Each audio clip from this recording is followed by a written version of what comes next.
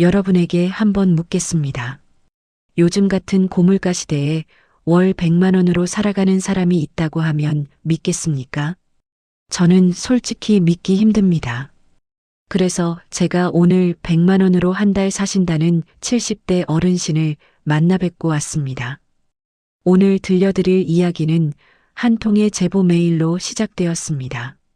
지난달 말 제 메일함에 이런 제목의 메일이 도착했습니다. 피디님, 저희 동네에 혼자 사시는 할아버지가 계신데요. 월 100만 원으로 어떻게 사시는지 모르겠어요. 그런데 이상하게도 항상 웃으세요. 꼭 한번 취재해 주세요. 저는 이 문장이 계속 머릿속을 떠나지 않았습니다. 월 100만 원. 요즘 세상에 그 돈으로 어떻게 살아갈 수 있을까요? 제가 사는 원룸 월세만 60만 원인데 말이죠. 그래서 직접 찾아가 봤습니다. 여러분의 구독과 좋아요는 이런 이야기를 더 많은 분들께 전하는데 큰 힘이 됩니다. 알림 설정도 눌러주시면 정말 감사하겠습니다. 자, 그럼 사연 시작합니다. 서울 외곽의 한 다세대 주택. 지하철역에서 버스로 20분을 더 들어가야 하는 곳이었습니다. 골목길은 좁았고 오래된 건물들이 다닥다닥 붙어 있었죠. 3층까지 올라가는 계단은 다 패이고 복도에는 오래된 형광등이 깜빡이고 있었습니다. 페인트가 벗겨진 벽, 녹슨 난간, 그리고 복도 한쪽에 쌓인 택배 박스들. 302호. 낡은 문패에는 김영수라는 이름이 희미하게 적혀 있었습니다. 저는 잠시 망설이다가 초인종을 눌렀습니다. 똑똑. 누구세요? 문틈으로 들려온 목소리는 생각보다 밝았습니다. 아니, 밝다기보다는 경쾌했습니다. 73세 노인의 목소리라고는 믿기지 않을 정도로요. 문이 열리고 김영수 할아버지가 저를 맞아주셨습니다. 키는 165cm 정도, 마른 체구에 약간 구부정한 허리. 하지만 깨끗하게 빗은 머리 낡았지만 정갈한 체크 셔츠와 면바지. 그리고 무엇보다 환한 미소. 아이고, 먼 길 오셨어요. 어서 들어오세요. 좁지만 편하게 계세요. 문을 열고 들어간 그곳은 6평 남짓한 원룸이었습니다. 현관을 열면 바로 거실 겸 침실이 보이는 구조였죠. 오른쪽에는 작은 부엌, 왼쪽에는 좁은 화장실. 방 한가운데에는 낡은 이불이 개켜진 작은 싱글 매트리스가 있었고 그 옆에는 접이식 테이블 하나가 놓여 있었습니다. 벽지는 누렇게 변색되어 있었고 천장에는 곰팡이 자국이 보였습니다. 하지만 놀라운 건 그 좁은 공간이 말끔하게 정리되어 있다는 것이었습니다. 구석구석 먼지 하나 없이 깨끗했고 신발도 현관에 가지런히 정렬되어 있었죠. 제일 먼저 눈에 들어온 건 벽에 붙은 손글씨 메모들이었습니다. 형광 색깔의 포스트잇에 또박또박 적힌 글씨들. 전기 아끼기, 안 쓰는 플러그 뽑기, 물 받아 쓰기, 설거지물 받아서 한 번에, 감사일기 쓰기, 매일 저녁 7시, 운동하기, 아침 6시 산책, 저녁 8시 스트레칭, 웃기, 하루에 3번 거울 보고 웃기. 그리고 작은 탁자 위에는 노트 한 권이 펼쳐져 있었습니다. 노트를 자세히 보니 가계부였습니다. 할아버지의 필체로 빼곡하게 적혀 있었죠. 2025년 12월 수입 및 지출 내역. 수입, 기초연금 32만 3,180원, 문구점 아르바이트 65만 원, 폐지줍기 약 5만 원, 합계 102만 3,180원. 지출 월세 35만 원, 전기세 2만 5천 원, 가스비 3만 원, 수도세 1만 8천 원, 휴대폰 요금 2만 원, 식비 15만 원, 교통비 5만 원, 의료비 3만 원, 생활용품 2만 원, 예비비 3만 원, 합계 72만 3천 원. 이번 달 저축 가능 금액 30만 180원. 할아버지는 매달 이렇게 꼼꼼하게 장부를 쓰신다고 했습니다. 30년간 회사 생활을 하시면서 익힌 습관이라고 하셨죠. 피디님, 나는 부자예요. 이번 달은 30만 원이나 저축할 수 있거든요. 폐지값이 좀 올랐거든요. 그 말을 하시는 할아버지의 눈빛에서 저는 이상한 빛을 봤습니다.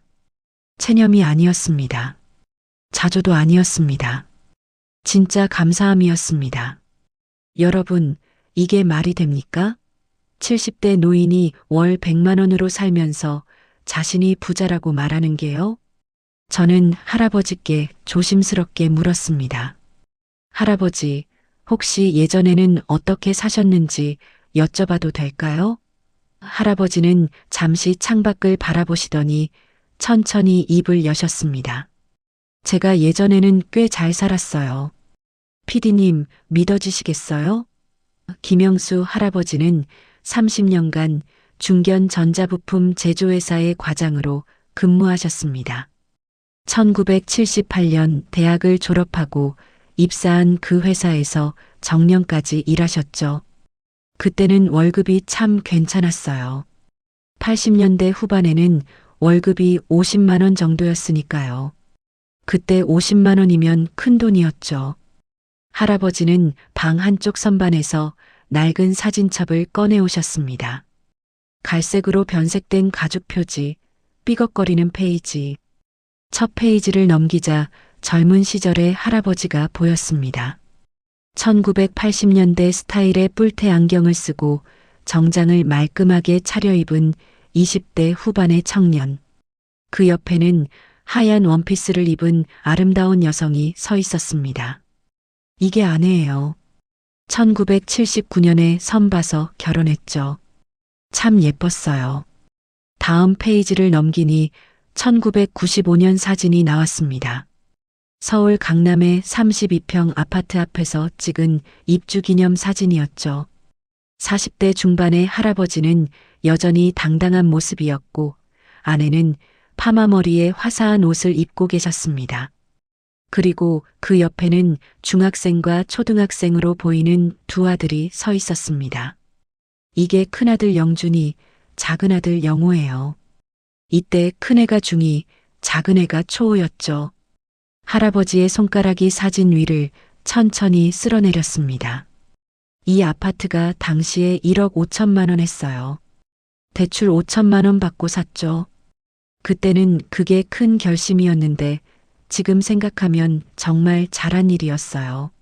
나중에 3억까지 올랐거든요. 사진을 계속 넘기니 아들들의 성장 과정이 보였습니다. 고등학교 입학식, 대학 입학식, 군대 입대식. 영준이는 서울소재대학 경영학과를 나왔고 영호는 지방대학 컴퓨터공학과를 나왔어요. 둘 다 대학 보내느라 돈 많이 들었죠. 등록금에 생활비에 하지만 그래도 행복했어요.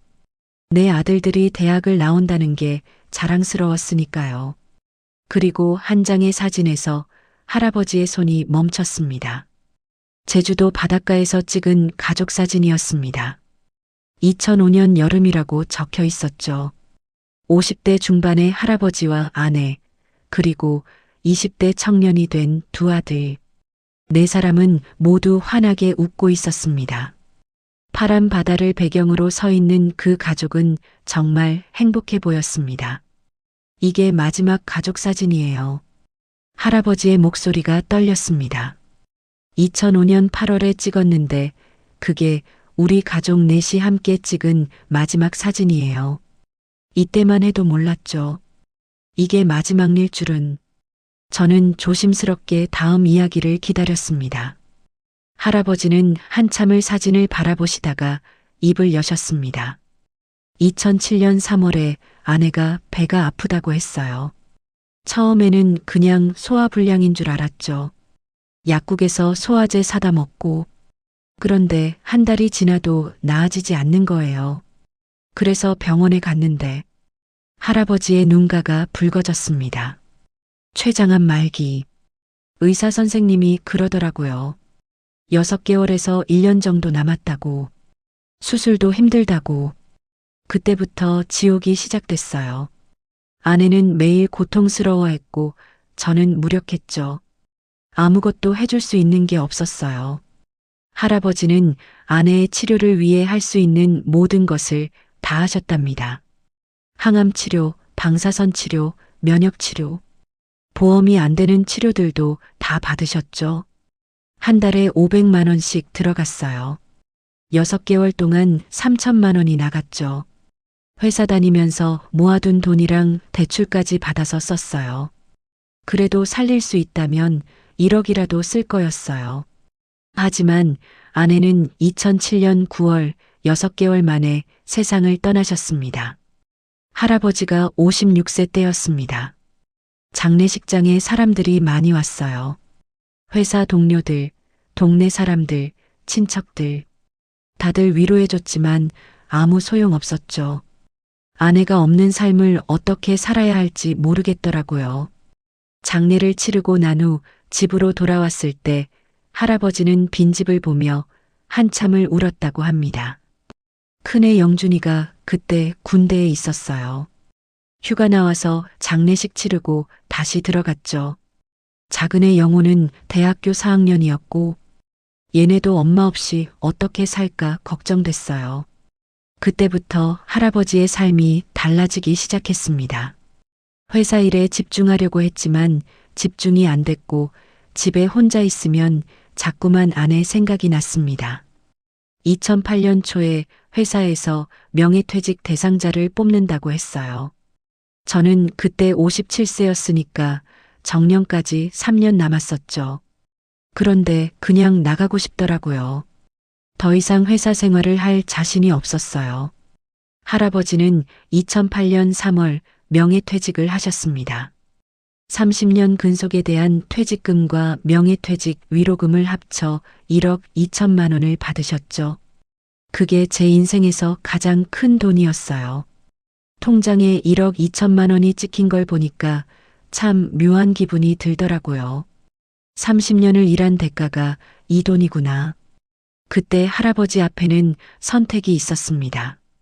그 돈으로 무엇을 할 것인가? 첫째, 작은 사업을 시작한다. 당시 치킨집이나 편의점 같은 것들이 유행이었죠. 둘째, 안정적으로 투자하고 국민연금과 이자로 노후를 준비한다. 셋째, 아들들에게 나눠준다. 여러분이라면 어떤 선택을 하시겠습니까? 할아버지는 고민 끝에 세 번째를 선택하셨습니다. 큰애 영준이가 2009년에 결혼을 앞두고 있었어요. 군대 제대하고 취직은 했는데 신혼집 마련할 돈이 없었죠. 그래서 제가 7천만 원을 줬어요. 서울 외곽에 작은 아파트 전세 구하라고. 큰아들은 처음에는 받을 수 없다고 했답니다. 아버지 노후 자금인데 어떻게 받느냐고. 하지만 할아버지는 우겨서 주셨죠. 나는 국민연금도 나오고 퇴직금도 남아있으니까 괜찮다. 넌 이제 가정을 꾸리는데 돈이 필요하잖아. 그리고 작은아들 영호에게는 5천만 원을 주셨습니다. 영호가 친구랑 인터넷 쇼핑몰 사업을 시작한다고 했어요. 그때가 2009년이었으니까 온라인 쇼핑이 막 뜨던 때였죠. 나는 잘 몰랐지만 애가 열심히 사업 계획서도 쓰고 해서 투자해줬어요. 할아버지 손에 남은 돈은 아내 치료비로 쓴 대출 잔금 1천만 원을 갚고 나니 1천만 원 정도였습니다. 그래도 괜찮다고 생각했어요. 국민연금이 월 80만 원 정도 나왔고 강남 아파트를 팔면 3억은 받을 수 있었으니까요. 하지만 인생은 계획대로 흘러가지 않았습니다. 2010년 여름 작은아들 영호에게서 전화가 왔습니다. 아버지, 저 큰일 났어요. 사업이 안 돼서 빚이 생겼어요. 얼마나? 3천만 원요. 거래처에서 물건값을 안 줘서 자금이 막혔어요. 아버지 죄송해요. 할아버지는 그 말을 듣고 한동안 말을 잇지 못했답니다. 영호야, 그 5천만 원은 어떻게 됐어? 다 사업 자금으로 썼는데 다 날아갔어요. 아버지 정말 죄송해요. 제가 빚을 갚을 때까지만 도와주세요. 제가 취직해서 갚을게요. 할아버지는 고민 끝에 아들의 빚 보증을 서주셨습니다. 내가 보증만 서주면 이자라도 줄일 수 있다고 하더라고요. 그래서 서줬죠. 내 아들인데. 작은 아들은 사업을 정리하고 취직을 하겠다고 했습니다. 하지만 2011년이 지나고 2012년이 되어도 연락이 뜸해졌습니다. 전화를 해도 잘 안 받더라고요. 받아도 바쁘다고 금방 끊고 나중에는 아예 전화를 안 받았어요. 2012년 가을 대부업체에서 할아버지께 연락이 왔습니다. 김영우 씨가 연락이 안 됩니다. 보증인이신 아버님께서 갚으셔야 합니다. 3천만 원의 빚이 할아버지 앞에 놓였습니다. 그때 참 막막했어요. 작은애는 연락도 안 되고 큰애한테 말하기도 그렇고 큰애는 결혼해서 애도 태어났는데 무슨 말을 하겠어요. 할아버지는 결국 강남 아파트를 팔기로 결심하셨습니다. 2012년에 팔았는데 2억 8천만 원을 받았어요. 집값이 좀 떨어진 때였죠. 거기서 빚 3천만 원 갚고 중개 수수료 내고 하니까 2억 4천만 원 정도 남았어요. 그리고 할아버지는 지금 살고 계신 이 작은 원룸으로 이사를 오셨습니다. 여기 전세가 5천만 원이었어요. 나머지 돈은 은행에 넣어두고 이자로 생활하려고 했죠. 하지만 은행 이자는 생각보다 적었습니다. 1억 9천만 원을 넣어도 한 달에 50만 원 정도밖에 안 나왔죠. 국민연금 80만 원이랑 이자 50만 원 합치면 130만 원. 그걸로 살 수 있다고 생각했어요. 하지만 할아버지는 곧 현실을 깨달으셨습니다. 월세 35만 원, 관리비 포함하면 40만 원. 전기세, 가스비, 수도세, 통신비 합치면 10만 원. 그럼 80만 원 남는데 식비랑 교통비, 병원비 쓰면 모자라더라고요. 그래서 할아버지는 일을 해야겠다고 생각하셨습니다. 2013년 62세의 나이에 다시 사회로 나가신 겁니다. 처음에는 아파트 경비 일을 했어요. 밤 10시부터 아침 8시까지 야간 근무였죠. 한 달에 120만 원 받았어요. 하지만 야간 근무는 할아버지의 건강을 갉아먹었습니다. 낮에 자고 밤에 일하니까 몸이 망가지더라고요. 허리도 아프고 무릎도 아프고 1년 하고 그만뒀어요. 그 다음에는 주차 관리 일을 하셨습니다. 동네 상가 건물 주차장에서 차 정리하는 일이었어요. 하루 8시간, 주 6일 근무에 월급 110만 원. 하지만 이것도 오래가지 못했습니다. 서서 일하는 게 무릎에 무리가 갔거든요. 2015년에 무릎 연골이 닳아서 병원에 갔더니 수술을 해야 한다고 하더라고요. 그런데 수술비가 300만 원이래요. 그냥 참고 살기로 했죠. 그 다음에는 전단지 돌리는 일, 택배 상하차 보조, 식당 설거지까지 닥치는 대로 일하셨습니다. 60대 중반 넘어가니까 일자리 구하기가 정말 힘들더라고요. 면접 보러 가면 나이 보고 안 뽑는 데가 많았어요. 그렇게 5년을 일하며 근근히 살아가셨습니다. 작은 아들 빚은 조금씩 갚아나가셨지만 할아버지의 건강은 계속 나빠졌습니다. 2016년에 허리디스크 진단받았고 2017년에는 고혈압이랑 당뇨가 왔어요. 약값만 한 달에 5만 원씩 들었죠. 그리고 2018년 할아버지에게 큰일이 생겼습니다. 전세 계약이 만료됐는데 집주인이 전세금을 올려달라는 거예요. 5천만 원에서 7천만 원으로. 할아버지는 2천만 원이 없었습니다. 은행에 넣어둔 돈으로 작은 아들 빚을 갚고 생활비로 쓰다 보니 1억 5천만 원밖에 남지 않았던 겁니다. 결국 전세에서 월세로 바꿨어요. 보증금 1천만 원에 월세 35만 원. 그때 큰아들에게 전화를 했습니다. 영준아, 아버지가 좀 어려운데 혹시 1,000만 원만 빌려줄 수 있겠니? 큰아들은 한참을 침묵하더니 대답했답니다. 아버지 죄송한데요. 저희도 지금 애들 학원비에 대출 이자에 빠듯해서요. 당분간은 도와드리기 힘들 것 같아요. 나중에 여유 생기면 그때 도와드릴게요. 아니다, 괜찮다. 아버지가 괜히 부탁했다. 너희도 힘들 텐데. 전화를 끊은 후 할아버지는 한참을 그 자리에 앉아 계셨답니다.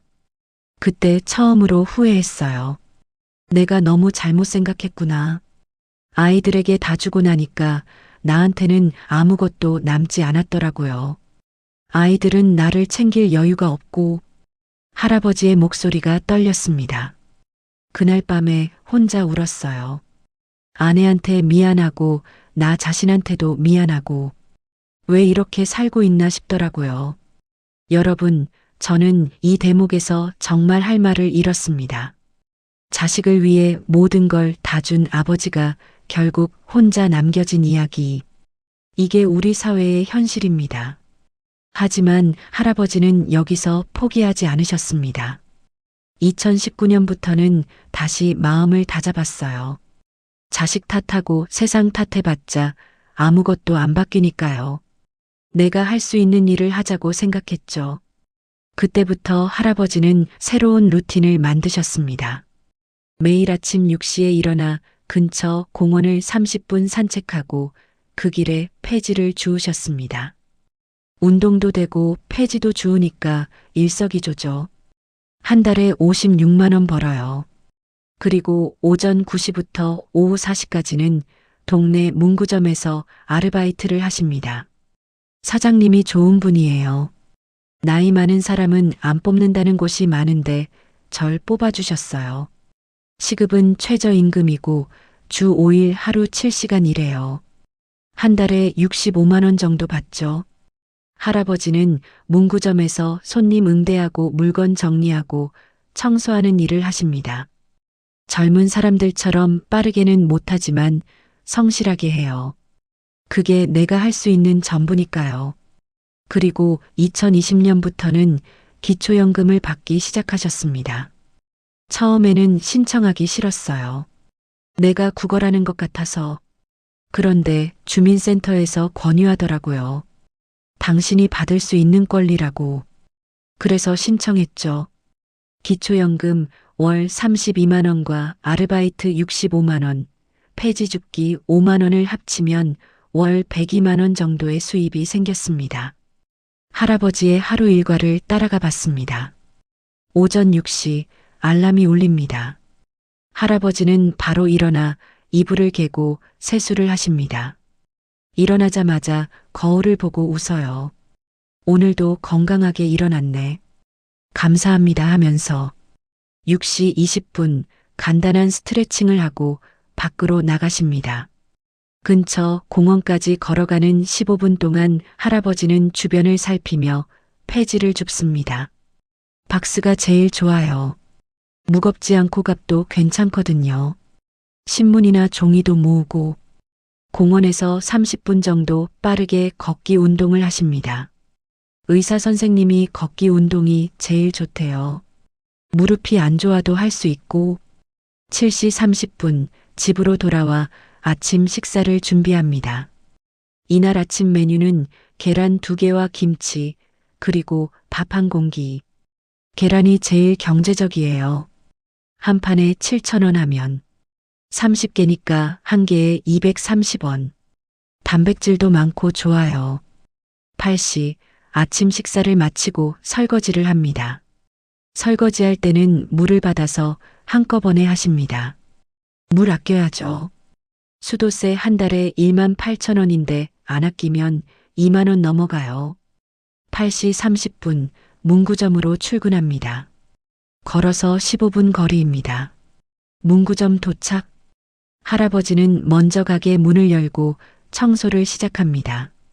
젊은 사장님보다 먼저 와서 청소해 두면 좋아하세요. 제가 할 수 있는 일을 하는 거죠. 오전 시간에는 주로 학생들이 많이 옵니다.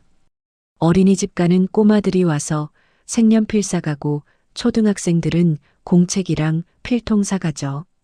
애들 보면 참 귀여워요. 손주들 생각나고 손님이 없는 시간에는 물건을 정리하고 재고를 확인합니다. 나이 들어서 기억력이 예전 같지 않지만 메모하면서 해요. 사장님이 믿고 맡겨주시는데 실수하면 안 되니까. 12시 점심시간. 할아버지는 도시락을 싸오십니다. 집에서 밥해서 싸오면 한 끼에 2,000원도 안 들어요. 밖에서 먹으면 7,000원, 8,000원 하는데 그럼 한 달에 20만 원 넘게 나가잖아요. 이날 도시락 메뉴는 계란말이와 김치볶음 그리고 밥.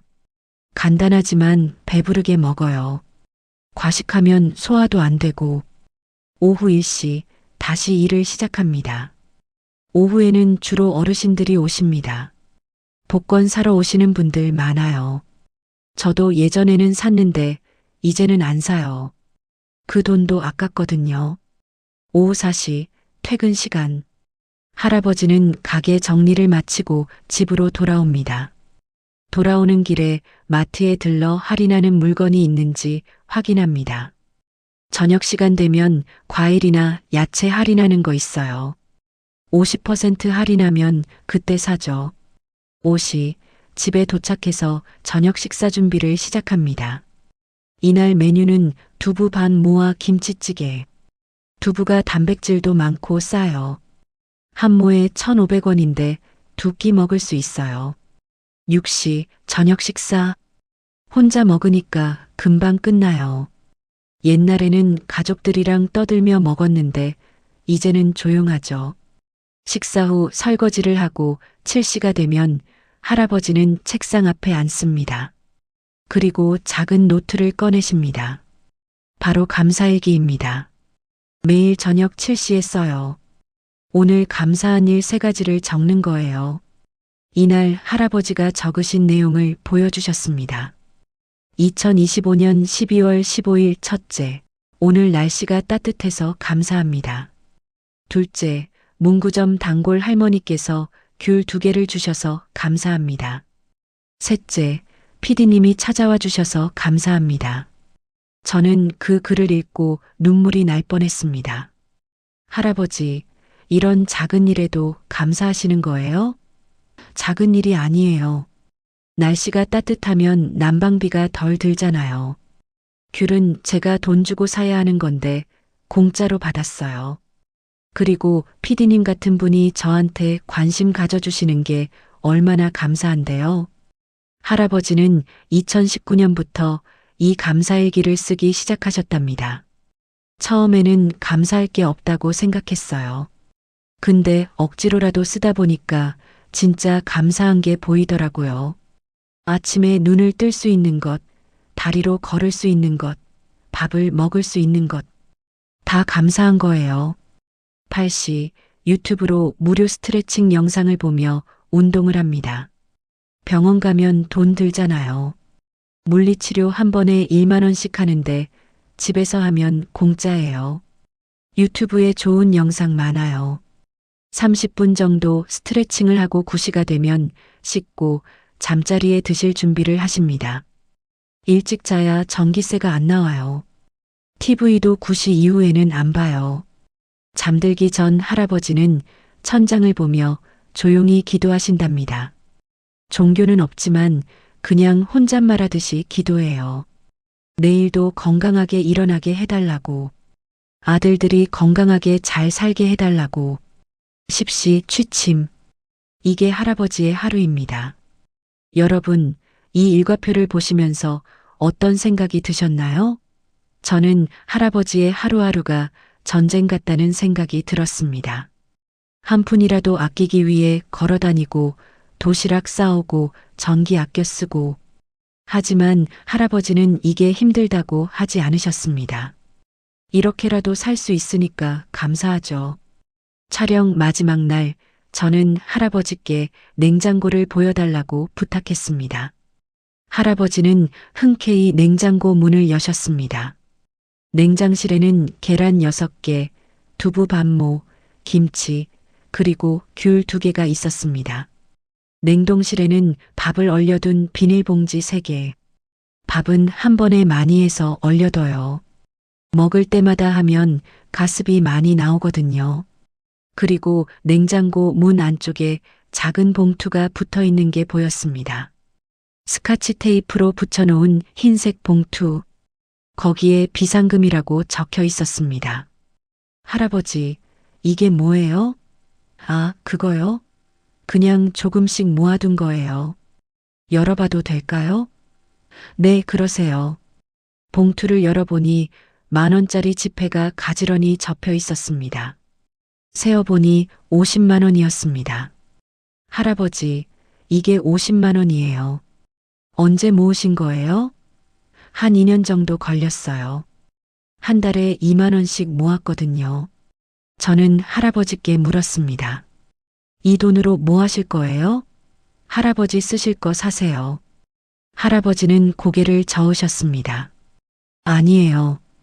이거는 애들 주려고요. 예. 아드님들요? 네.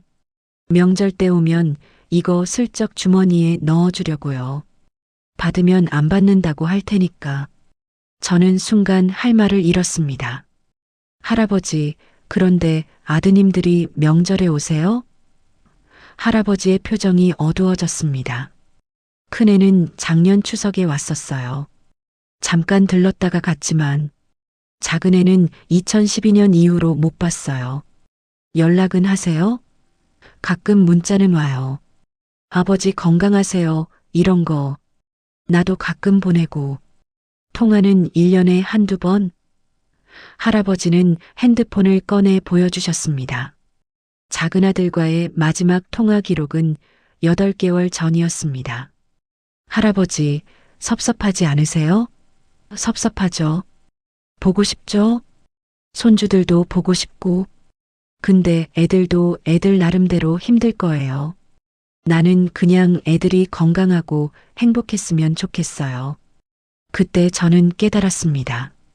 할아버지가 왜 항상 웃고 계시는지, 할아버지가 왜 작은 것에도 감사하시는지, 할아버지에게 진짜 재산은 돈이 아니었습니다. 자식을 향한 변함없는 사랑, 그리고 작은 것에도 감사할 줄 아는 마음, 그게 할아버지를 지탱하는 힘이었습니다. 피디님, 나는 후회 안 해요. 아이들한테 다 준 거, 그게 부모 마음이잖아요. 다만 아쉬운 건 내가 노후 준비를 좀 더 했어야 했다는 거예요. 아이들 주대 나도 챙겼어야 했는데. 그럼 지금 아이들한테 짐이 안 됐을 텐데. 할아버지는 이렇게 말씀하셨습니다. 요즘 젊은 사람들한테 하고 싶은 말이 있어요.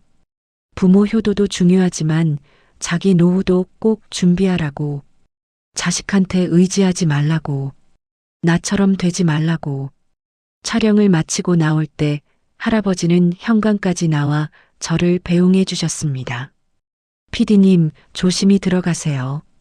오늘 와주셔서 감사해요. 할아버지, 건강하세요. 또 뵐게요. 네, 또 봐요. 건강하게 오래오래 살아야죠. 손주들 결혼하는 것도 보고 싶으니까. 계단을 내려가는데 뒤에서 할아버지가 부르셨습니다. 피디님, 네. 영상 보시는 분들한테 전해주세요. 부모님 살아계실 때 잘하라고. 나중에 후회해도 소용없다고.